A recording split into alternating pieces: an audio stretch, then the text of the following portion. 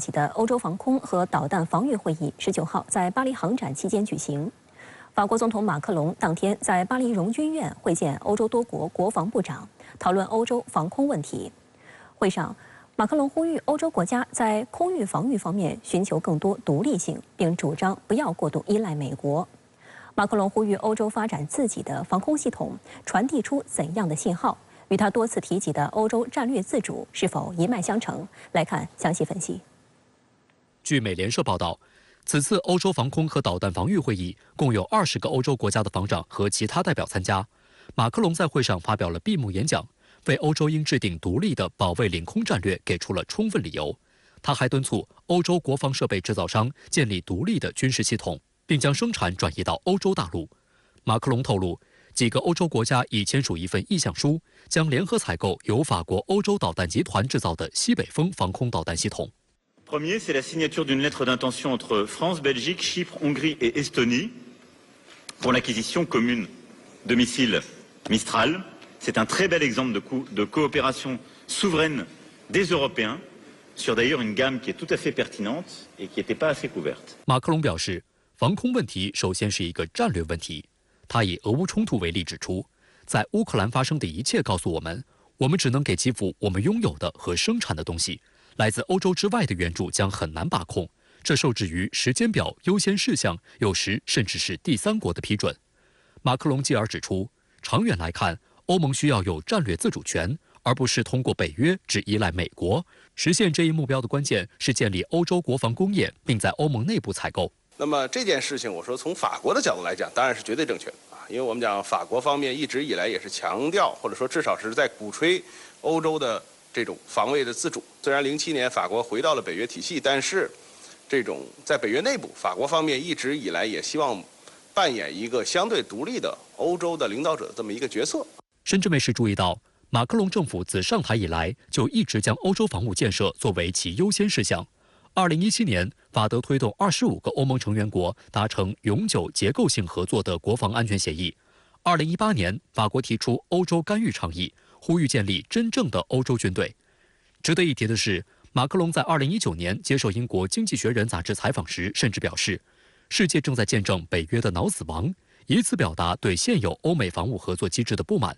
分析指，马克龙此言实际上是在公开表达对美国政策的不满，呼吁欧盟独立思考当前形势，摆脱在安全问题上对美国的依赖。值得注意的是，与法国深刻的防务自主基因不同，德国虽然近年来对欧洲防务建设的积极性有所上升，但仍然将北约和大西洋联盟作为最重要的防务支撑。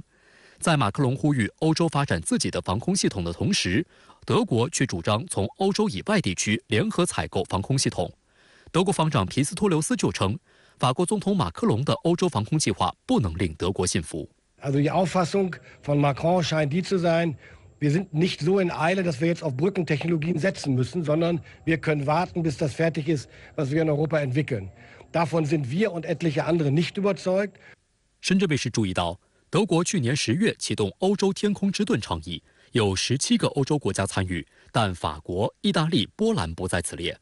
欧洲天空之盾倡议要对北约防空和导弹防御系统进行内部整合，旨在使用德国 IRIS-T 近程防空系统、美国爱国者中程防空系统和美国以色列的剑3远程防空系统。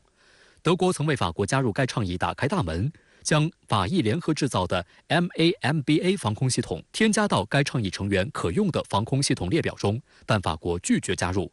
法国政府认为这没有充分维护欧洲主权，而是以美国和以色列的产业为基础。时事评论员白梦辰在接受深圳卫视记者采访时表示，法国一直主张欧洲人一块玩，更注重欧洲利益优先，但德国在政治经济，尤其是国防领域受美国控制极强，因此法德两国在欧洲天空之盾倡议上分歧不小。现在在北约内部呢，搞的所谓这个欧洲天盾，其实是一个这个表面上虽然看起来是德国人，但实际上是美国人在背后做全部的这个全盘的计划，所以它其实是一个德国跟美国之间类似于双簧的这么一个状态。相关话题来连线特约评论员刘和平。刘先生您好。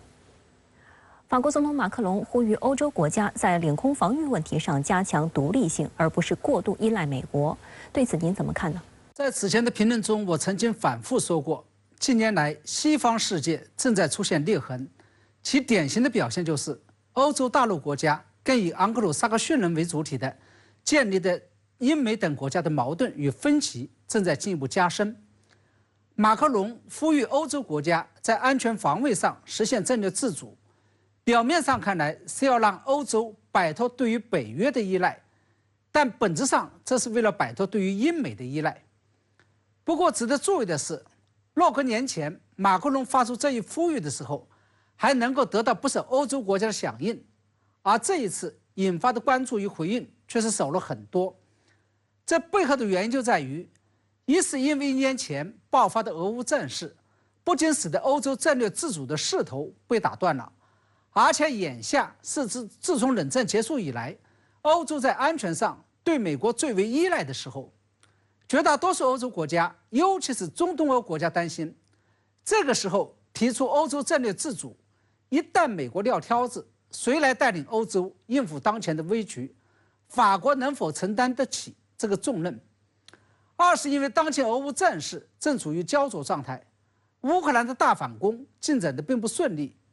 一旦乌克兰战败或投降，事实上也就相当于欧洲与北约的战败。在这种情况下，欧洲面临的就不是战略自主的问题，而是如何跟美国相依为命的问题。三是因为对于欧洲来说，眼下最为急迫的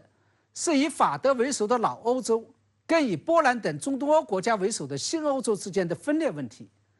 老欧洲已经镇不住新欧洲了，以波兰等中东欧国家为首的新欧洲不仅主张进一步导向与依赖美国，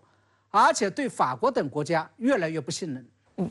那对于法国与德国在欧洲天空之盾防卫计划中发生了公开的分歧与矛盾一事，您又怎么看呢？其实马克龙一直以来雄心勃勃的计划就是，不仅要让欧洲实现战略自主，成为多极化世界中的一极，而且要让法国团结与带领欧洲来实现这一宏大的战略目标。然而让马克龙与法国感到异常尴尬的是，最终英国与德国等17个欧洲国家组建的欧洲天空之盾防卫项目，法国居然不在其中。这里面当然涉及到了法国跟德国、美国以及以色列的经济利益之争问题，因为这个计划使用的是德国、美国、以色列生产的防空系统，而马克龙则希望欧洲国家仅使用法国一家生产的西北风防空导弹系统。但是这里面仍然发出了一个对于法国来说非常不好的信号，即原本志在领导欧洲的法国，居然在某种程度上被英德为首的欧洲国家给排挤在外了。而且尤其让法国感到尴尬的是，原先在欧洲战略自主上跟法国一唱一和的德国，居然撇开法国倒向了英国与美国一边。而德国态度180度大转弯，显然是因为1年前发生的俄乌战事，让德国意识到了当前的欧洲很难甩开美国单干。值得注意的是，除了在老欧洲内部制造矛盾与分裂，也就是利用德国来制衡和边缘化法国之外，美国还在利用正在崛起的以波兰为首的中东欧国家来制衡与边缘化法国。毫无疑问，俄乌战事的发生让主张更为激进的支持于乌克兰倒向美国的波兰的国家地位正在急速的上升。同时，假如未来乌克兰最终战胜了俄罗斯，那乌克兰也将在军事上成为欧洲制衡俄罗斯的前锋。到了那个时候，法国在欧洲的领导地位还能不能保得住，都会是一个大问题。除此之外，在全球范围内，法国还正在遭受以盎格鲁撒克逊人为主体的建立的国家的歧视与打压。澳大利亚单方面撕毁跟法国签订的购买常规动力潜艇协议，转而跟美国、英国共同生产核动力潜艇，就是其中的典型表现。所以我们看到，原本一直在俄乌之间劝和促谈，反对北约军事支援乌克兰的法国，最终也不得不被迫向乌克兰提供了一定数量的武器装备。好的，谢谢刘先生在线与我们分享您的观点。